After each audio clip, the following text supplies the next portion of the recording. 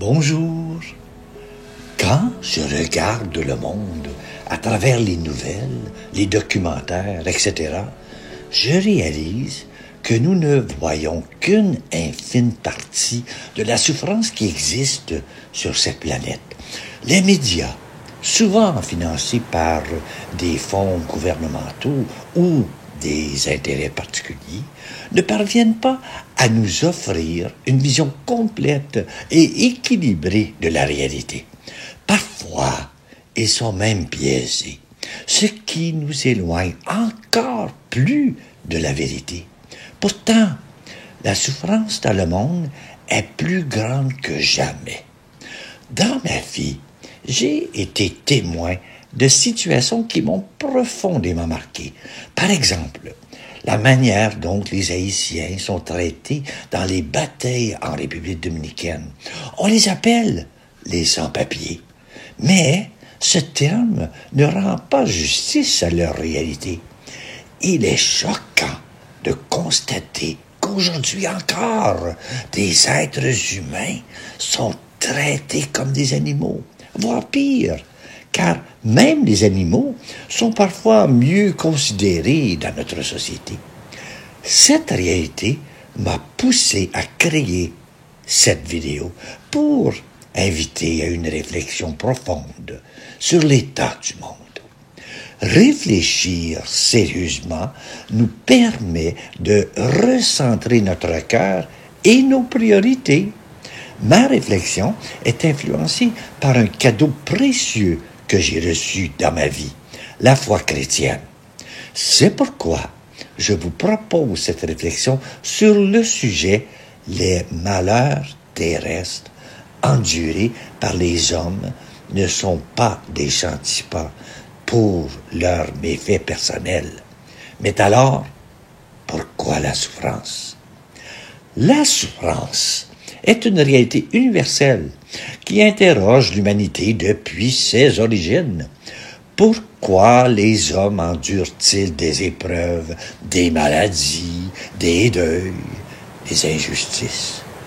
Si ces malheurs ne sont pas des châtiments de Dieu pour des méfaits personnels, comme le suggèrent certaines interprétations religieuses simplistes, comment expliquer leur existence?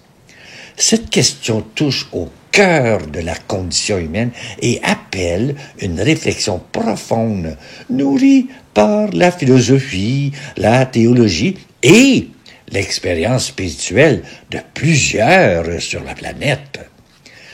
L'idée que la souffrance serait une punition de Dieu pour les péchés personnels est une conception ancienne, mais elle ne résiste pas à l'examen des réalités de la vie. Des innocents souffrent, des enfants endurent des maladies et des personnes vertueuses traversent des épreuves insurmontables. À l'inverse, certains individus qui semblent égoïstes ou malveillants jouissent d'une vie apparemment facile. Cette observation nous invite à rejeter l'idée d'un Dieu qui distribuerait les souffrances comme des sanctions. Jésus lui-même a refuté cette vision dans l'Évangile lorsqu'il déclare à propos d'un aveugle de naissance: « Ni lui, ni ses parents n'ont péché, mais c'est afin que leurs œuvres de Dieu soient manifestées en lui. » La souffrance n'est donc pas une punition, mais elle peut devenir un lieu de révélation, un espace où la grâce de Dieu se manifeste de manière mystérieuse. La souffrance trouve ses racines dans plusieurs dimensions de l'existence humaine. Tout d'abord, elle est liée à la finitude et à la fragilité de notre condition. Nous sommes des êtres vulnérables, soumis aux lois de la nature. La maladie, la vieillesse et la mort font partie de notre réalité. Ensuite, la souffrance est souvent le fruit de la liberté humaine. Nos choix, ainsi que ceux des autres, peuvent engendrer des conséquences douloureuses. Les guerres, les injustices sociales, les violences et les négligences en sont des exemples frappants. Enfin, la souffrance peut aussi résulter de ce que Thomas Merton, le moine et écrivain spirituel, appelait le monde du bruit et de la distraction. Dans son livre « Le silence dans l'âge du bruit », Merton souligne que notre société moderne, obsédée par la productivité et le consumérisme, nous éloigne de notre vérité nature spirituelle.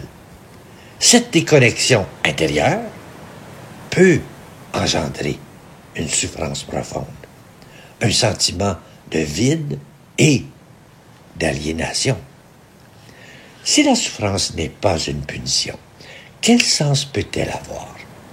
Pour Thomas Merton, la souffrance peut être un chemin de transformation intérieure.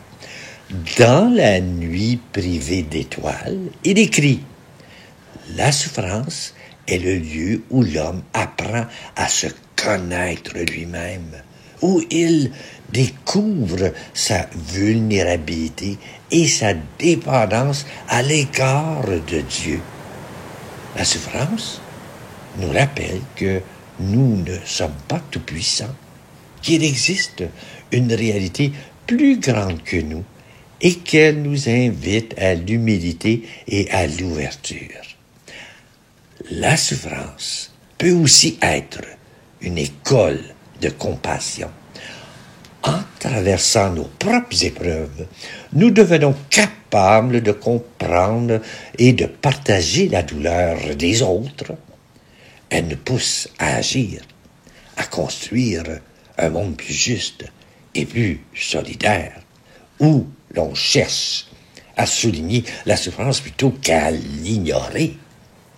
Enfin, la souffrance nous oriente vers une dimension spirituelle. Elle nous invite à chercher un sens au-delà de nous-mêmes, à nous tourner vers Dieu, non pas comme un juge, mais comme un Père aimant qui accompagne nos peines. Comme l'écrit Merton dans Penser dans la solitude, dans le silence et la souffrance, Dieu nous parle et nous révèle que notre véritable identité est en lui et que notre paix ne peut venir que de sa présence. La souffrance reste un mystère, mais elle n'est pas absurde. Elle nous rappelle notre humanité commune, notre besoin les uns des autres et notre soif d'infini.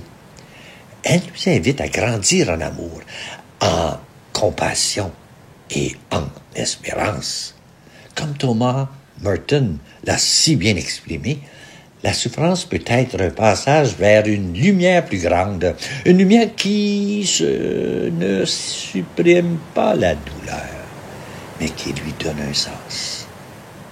En contemplant la souffrance du monde, nous sommes appelés à ne pas rester indifférents. Comme le dit l'Écriture, à travers la grandeur et la beauté des créatures, on peut contempler par analogie leurs auteurs en sagesse. De même, à travers la souffrance, nous pouvons entrevoir un appel à aimer, à espérer et à croire en un avenir meilleur. Que cette réflexion nous pousse à ouvrir les yeux sur la réalité du monde, à tendre la main à ceux qui souffrent et à chercher dans la foi l'espérance qui ne déçoit pas. Et voilà, je vous partage une prière que j'ai composée. Seigneur, devant la souffrance du monde, je m'arrête, humble et interpellé. Je ne comprends pas toujours pourquoi la douleur existe, mais je sais que tu es présent dans chaque larme, dans chaque cri, dans chaque silence.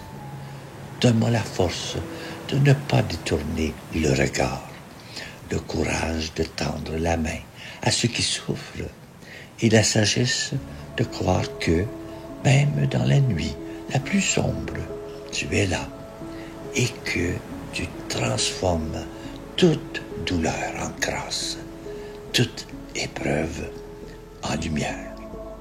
Amen. Bonne journée à toi.